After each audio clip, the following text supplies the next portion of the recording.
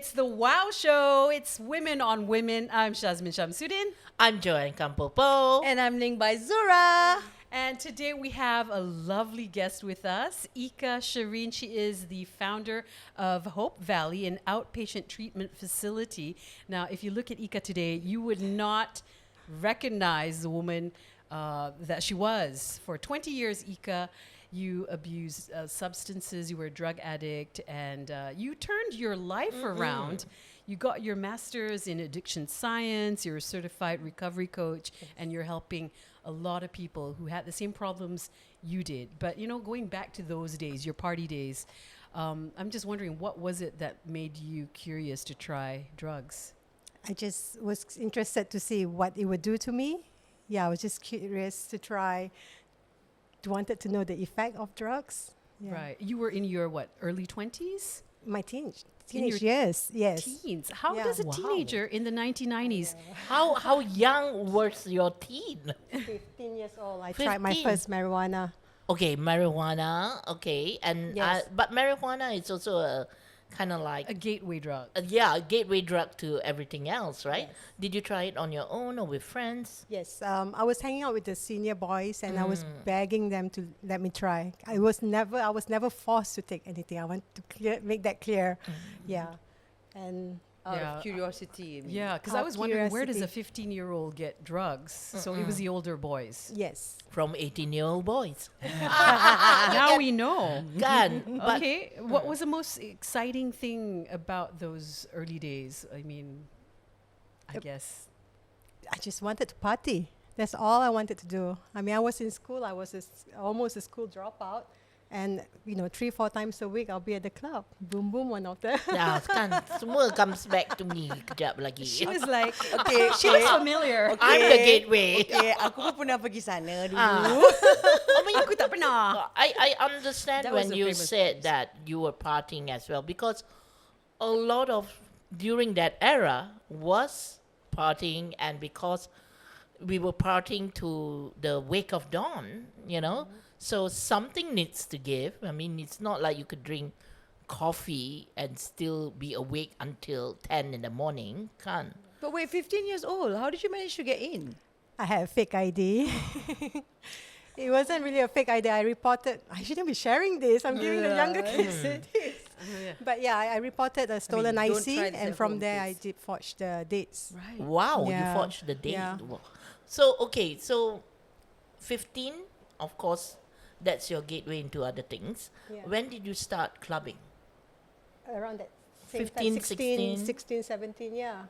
Yeah, my first, because before that was mostly the tea dance parties, right? Yes. Oh, Piccadilly. I remember tea dance. I've never gone to a tea dance. Have you? No. I have. But I roller lived skate. near one called Piccadilly. Yes, Piccadilly. Yeah. Piccadilly. Yeah. Come on, it's This famous. is- yeah, Everybody it's knows. tea dances. Yes, yeah. tea dance, right? Where they sell you Coca-Cola and like what do you call it? Tea They're dance, ogling konon. The No, opposite okay. sex. Well, okay, so you started young, 15, 16, 17. What about SPM? Yeah. Yeah, that's why I was sharing that I was almost a school dropout. Yeah, so in Form 4, I quit school. I didn't want to go to school anymore, and Mom just couldn't force me anymore. Really, But eh? luckily, I did take my SPM later on and passed, surprisingly. I don't know how. So yeah, it was like 3-4 times a week at the Eka. club. Ladies' night, every ladies' night, you just name it. Because I was Yes. young, no money, right? So we wanted the free booze. Because they were offering a lot of free Ladies' night, cocktails. ladies' night, ladies' night. Ladies' night, kan. Now, Eka, Some I mean, even going offer back, bottle. Going back, I mean, I guess all this actually started a lot earlier, right? Yeah. You were 11 when your father passed away? Yes, yes. Yeah. I was 11 when he passed away. Yeah. It was, And it impacted you quite deeply, yeah? yes, that was one of the things that impacted me, and also education-wise, because when I was in primary school, I was, scoring a lot of A's, and then I wanted to go to my dream boarding school, which I didn't get in because during the UPSR, I got all A's and 1 C. Okay. So that didn't qualify me into the Wow, that's prestigious yeah. boarding school. I went Okay. to a Yes, normal Eka. school. One of them, yeah, two, yeah. Anyway, went to an other school, which it was a good school, but I was just not put in the best class, and that really affected my self-esteem. Because in my primary school days, Yeah, I've always thought I'm the cleverest, best. the best, You're the right? best in the Suddenly class. I'm no longer the best. Why am I not in the Mm. best class? So yeah, from then on, my interest towards studying was just not there anymore. I wanted to hang out with all the crowd. I just, do you want to go to school? Was it the stress of being top tier that you couldn't achieve, that position? Okay, then worked on your insecurities, and then that's when you kind of like move away from being that all A student to like, alah lantak lah. Yes. Kalau aku dapat 1C, that means I'm not good enough. Yep, exactly that. Just wanted to go the total opposite. It's like, what's the point? Yeah, who cares, right? Who cares? Yeah. So Eka, sorry to go into this, but what was the worst thing that happened to you When I was when you using- were taking drugs, while you were high, if you can remember? Oh, I have a lot. But I'll just share a few that I can Yeah. remember. I used to say that I'm so grateful that I didn't have to sell my body to get substances. But I did find myself on a few occasions where I had to entertain the dealer just to get my substance, Entertain them how? Like, for example, there was one dealer who was working in a club. So the only time I could see him would be at 3 a.m. So I would take a taxi, quietly sneak out of the house. I was married Wow. then, yeah? Sneak out of the house, took a taxi to his place and had enough money just for substance, taxi and toll to a very dodgy place. It's a place that I would not even find myself during the day. And then when I reached there, the guy would say, hey, come up, have a few puff with me. So I found myself in this flat with bachelors. So yeah, that's one of them. There was another incident where the dealer was asking me to drive him somewhere. So I'm like, okay, Subang is not too far. Again. I Again. wanted the substance, I right? terus macam takut. I hear that situation. Wow. Yeah, but you have to understand, I was on substance already at this point. This is the first 10 years I feel it was harmless because it was mostly social, but the last 10 years on meth, amphetamine daily, my thinking was already distorted, right? So I'm like, okay, fine, willing to go to any length to get my substance. I will drive you to Subang. I thought he just wanted to fetch someone or get something. And then when we went to the condo area, he was circling the area with his friend, right?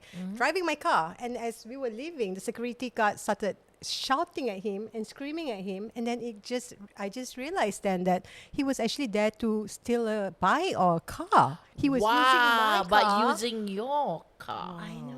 So that your name and everything else get dragged into I it. mean, how crazy is that? Why am I mixing with this kind of people, right? I got sober for 4 months because of that incident. And just one last story after that, 4 months, and I got married. I stayed 4 months clean, thinking that is it, right? A day after my nikah, I was using meth again. And 3 days after the nikah was my big wedding function where I had my celebrity friends all coming to perform. I couldn't even enjoy my own wedding because I was recovering from a 2 days meth binge. Wow. Now, during this time, you were holding down a good job.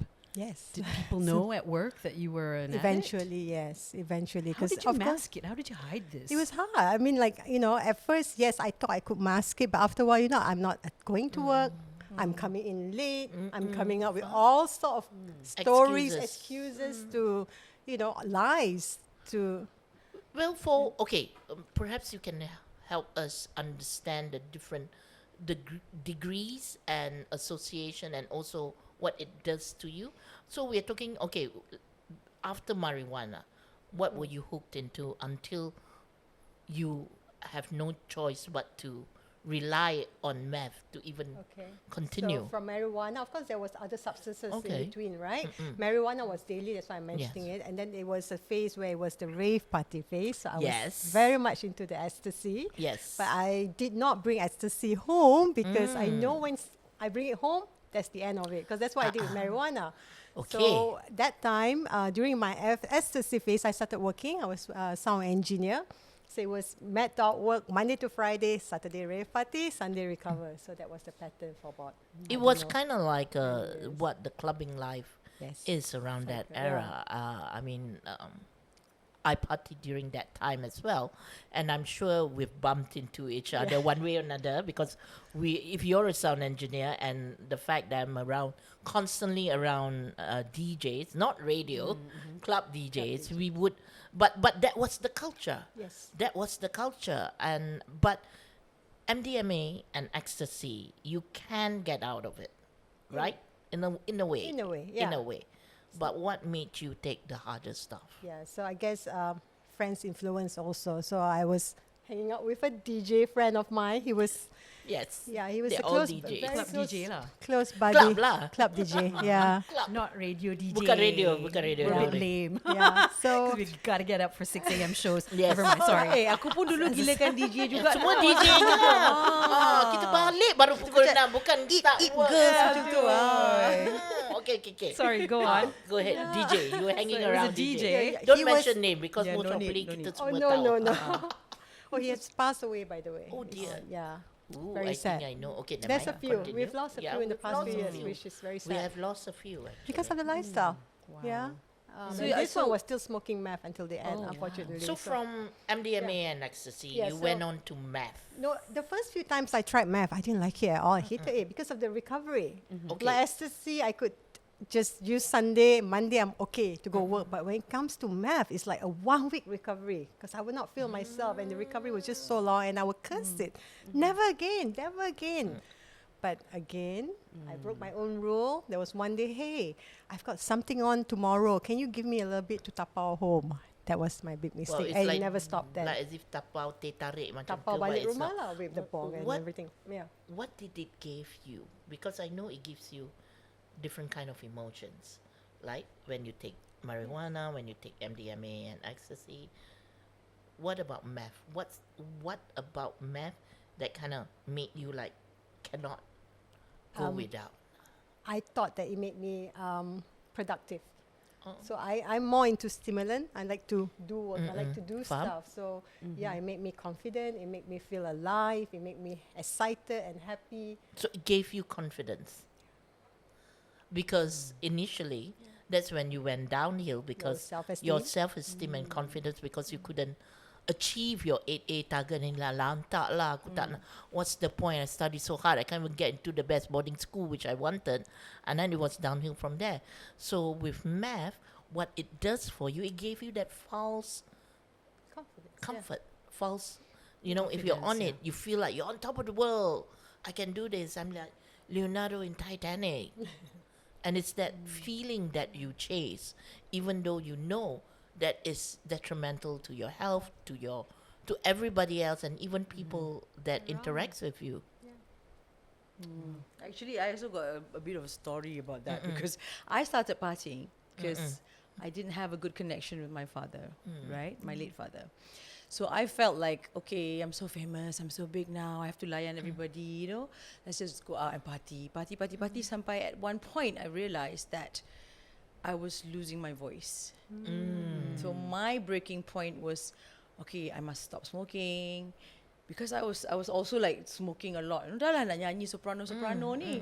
And then I went up on stage and I actually lost my voice. I felt like I was Whitney Houston at that time. I was like, yeah. And I went up on stage and the club that I was launching, lepas tu macam, oh God, what am I doing to myself? Suara dah hilang.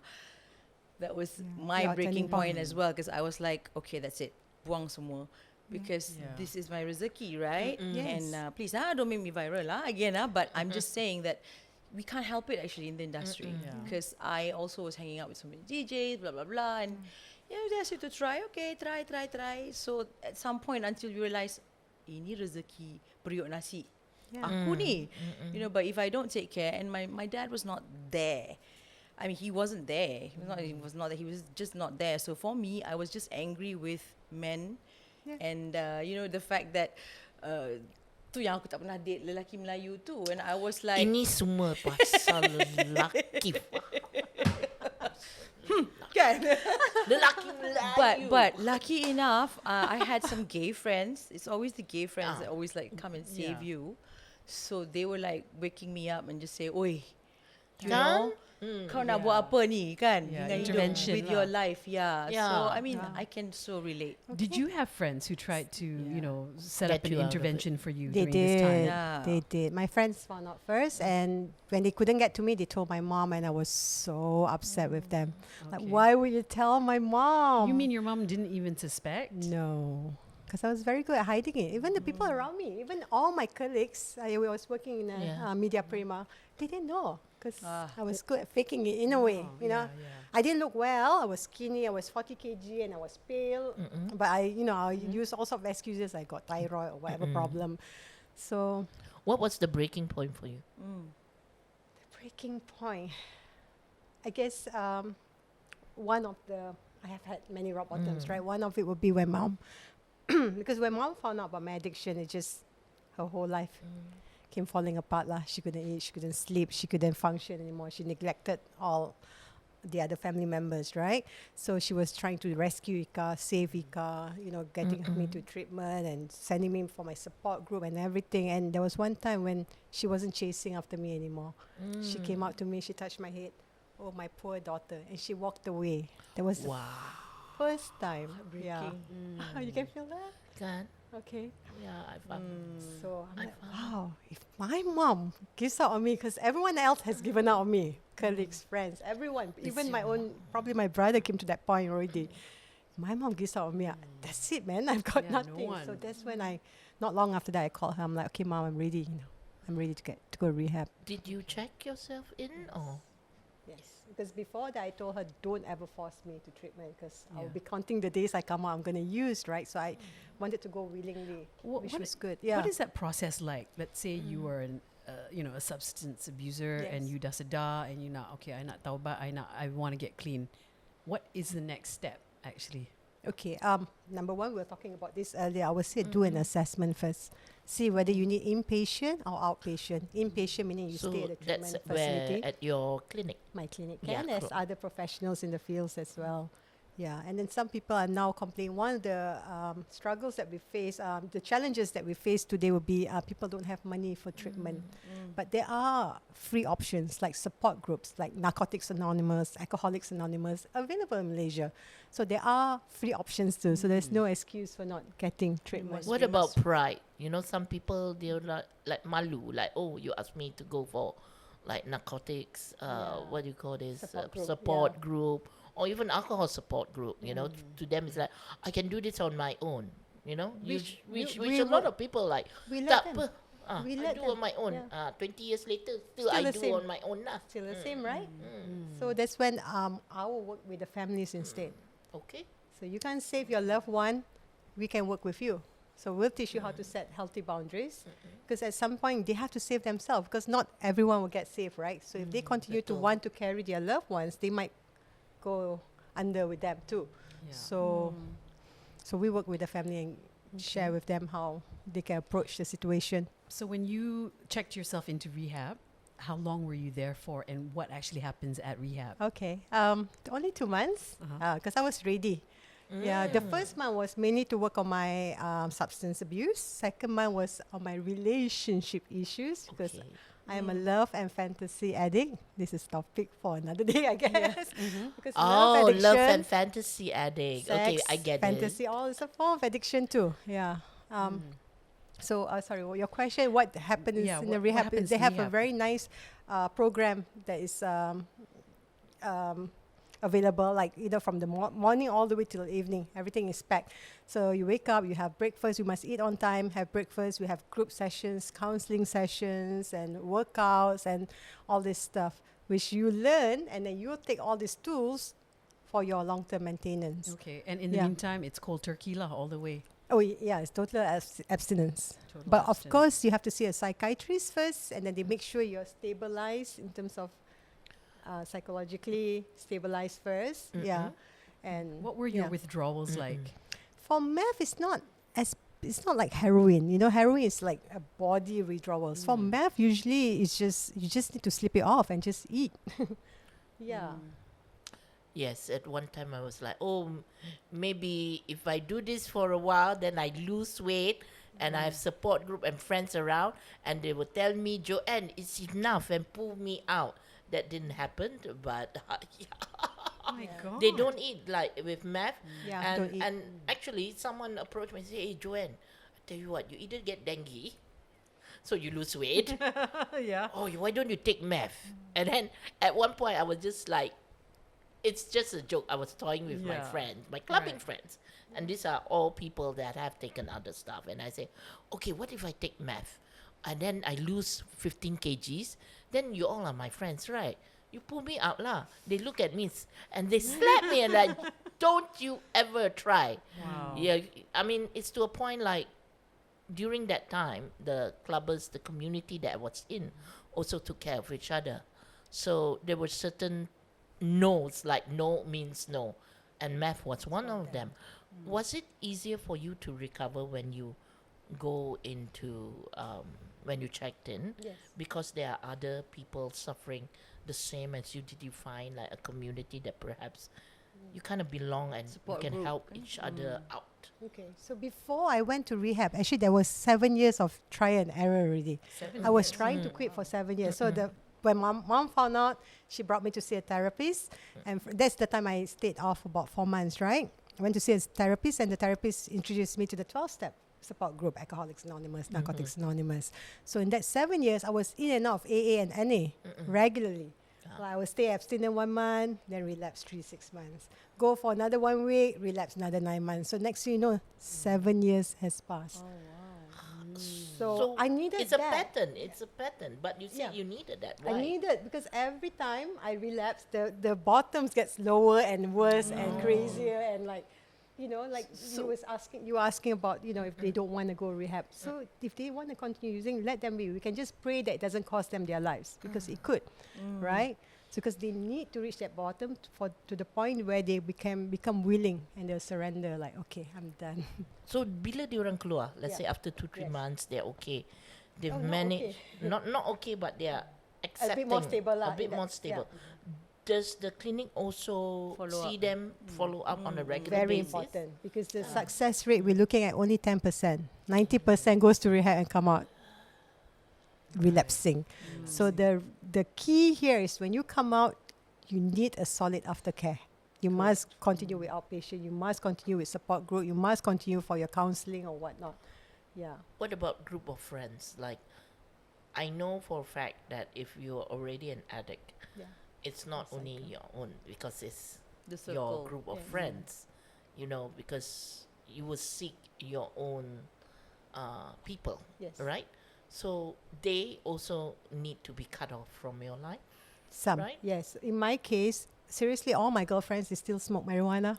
Most, not all, but most of them still. But they're not an addict of my type. They're social smoker. They can do it once in a while. They can do it. They don't do it. They're fine. So, but there's certain friends, like for example, that DJ, he was my buddy. Like I love him. I had to cut connection with him, which was very, very hard. Because Did he they was there for me, retaliate? despite the substance. Wow.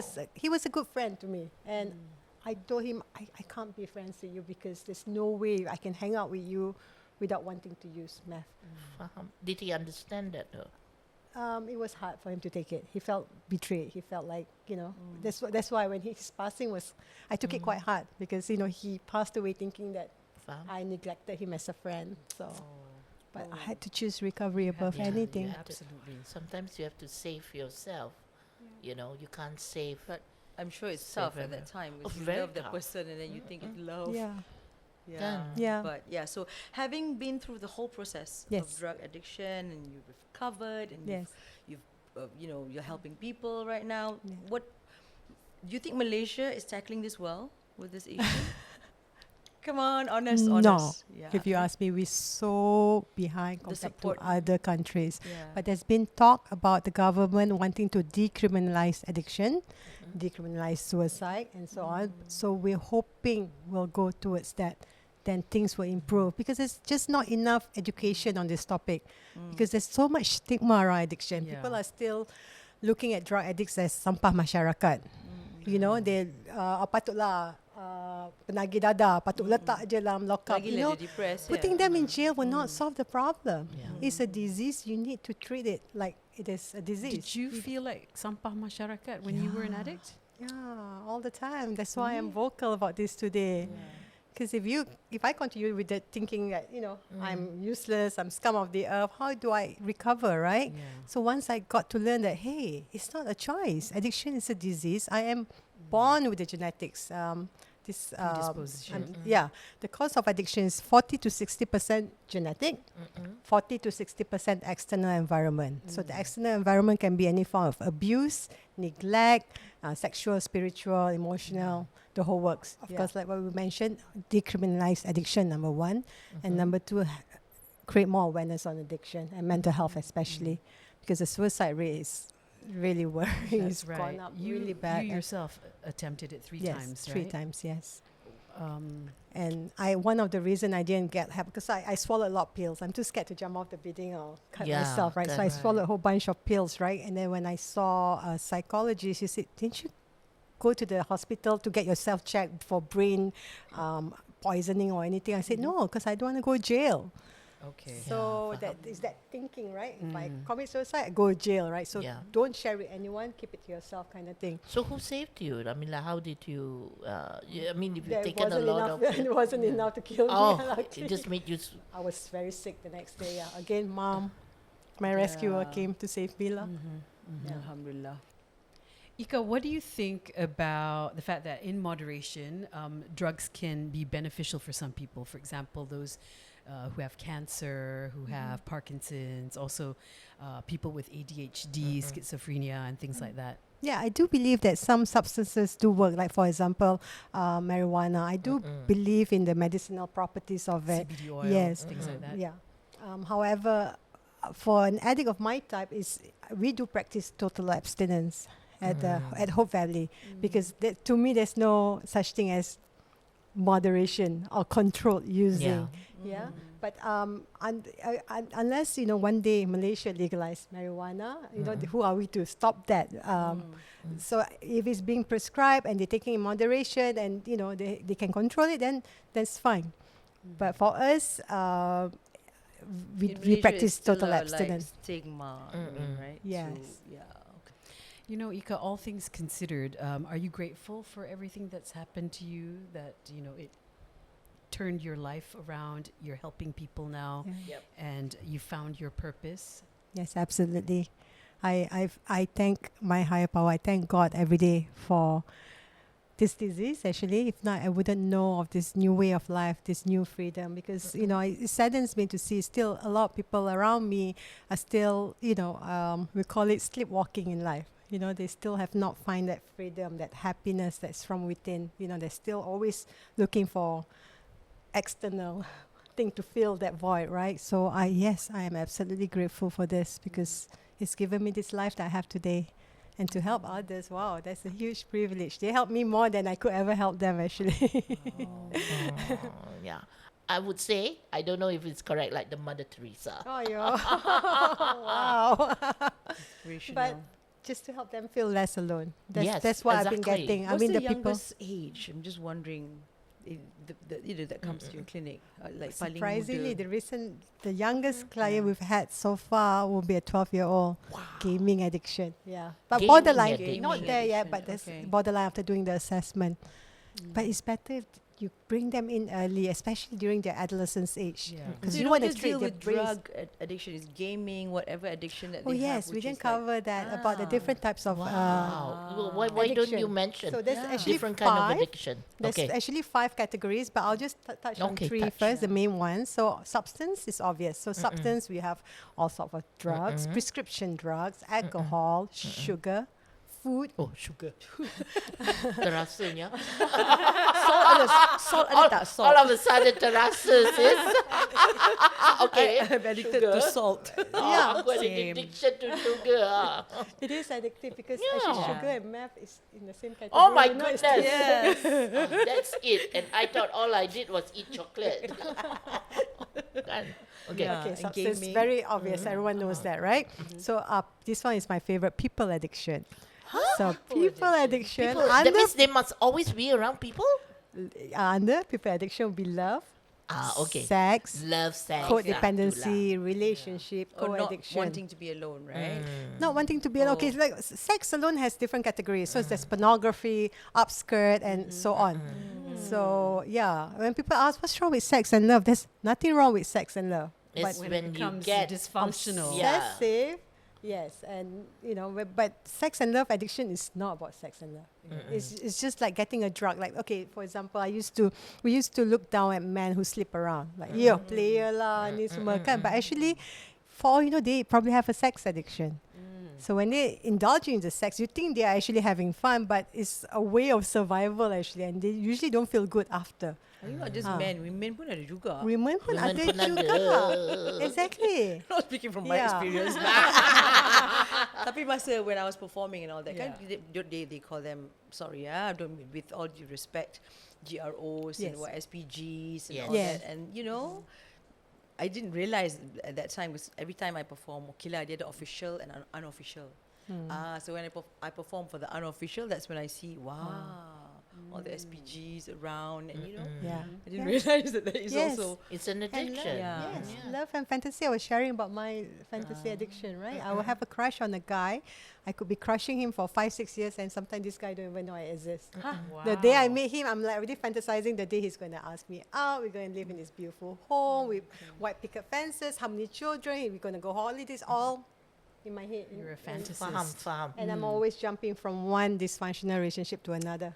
Yes. Always unavailable man. I have an addiction to Jason Momoa. It's the same thing as well. Ew. Itu my addiction lah. You punya. Jangan you. Bukan ke kau addicted to men yang ada problem? That too. You don't think he has a problem? He needs I think more you just like his showers. body and his voice. Yes, I pun body, suka voice Jason and Momoa. problems. Tapi I kahwin Chris Dalton. Kan. Faham. Yeah. Okay. But what about kids? I'm interested. I'm sorry. We just Yes, have to, yes, sure. Because I think my son, Okay. and all of his friends are so the generation of Z or whatever you want to call them. They're so addicted to gaming. Yeah. I can't stop him from playing so much games. Sometimes for hours and hours. Masa MCO tu, gila. I couldn't even get him off the computer. He even wanted to be a YouTuber, nak buat ni, nak buat tu, and it was just so. He was so addicted to it that his attitude changed. Of course. He was Yes. rude. We had to stop him from playing this certain type of everybody's game. I'm not going to say it's going to Yes. be famous, but we didn't know what to do with him. So how would Yeah. what would you How to help? advise parents out there just to rectify a child who's like so into gaming and Yes, I will not take it lightly because World Health Organization has confirmed that gaming is an addiction. Is it scary? Confirm. Yeah. Si sampai So gitu. screen Yeah. time, like you were saying, the changes in Easy level, behavior, it is yeah. common when kids has too much screen time. Betul. So the And his friend patients. tak tidur tau. Wow. They can So do I that. had to tell him, don't be friends with this boy anymore Yeah. because he's teaching you all the bad words and dia tak tidur 24 jam. Yeah, Yes. no. It's- Once a behavior becomes dysfunctional, then it's Exactly. It's So it's good that borderline you are able to detect this early because Yeah. during our time, our generation, Mana? mana Mana ada? semua ni. Gen Mana X, ada Gen game? X, Gen X, Yeah. Gen X. We could do anything we Yeah, wanted to. exactly. Just Camera come phone home pun when tak ada. Remember we were so free because we Main weren't batu seremban afraid je. that someone would video you coming out of the club, vomiting ke God. apa ke kan. Like look, no one knows I'm here. Yeah. But you were saying assessment as well. You Do mentioned assessment. to Contact a get professional. yeah. Contact a professional and get an assessment done, and then a counselor could get on a call or a face-to-face session with your son or any son, Yeah. and see where he's at. And it's good to catch them early. So you want to Correct. break that cycle because, like I say, it's genetic, right? Sometimes it could have been passed down from grandparents, auntie, or uncle. So if So Eka, where can people get more information, or where can they go if they want to get out of substance abuse? okay, they can contact us, Hope Valley Malaysia, Hope Valley My on Instagram, and we'll be happy to share with them their options. HOPEVALLEY. Yes. Okay. All right. Great. Thank you. Well, Eka, we've learned a lot, and thank you so much for sharing your Thank you. experience Thank with you. us. I think it impacts so many people who may not know what to do when they find themselves in situations like Yeah, this. it's so inspirational. Yeah. Thank you so Yeah, much. thank Thank you. you To be so much able for to having talk me. about Yeah, it and come out exactly. of it, and like, Yes. now you've got a child, so now Yes. can I want to break the cycle. Oh, wonderful. I think you have. Yeah. Hope so. Keep on doing what you're doing. Thank you. Well, I guess, ladies, it's a wrap. This is The Wow Show.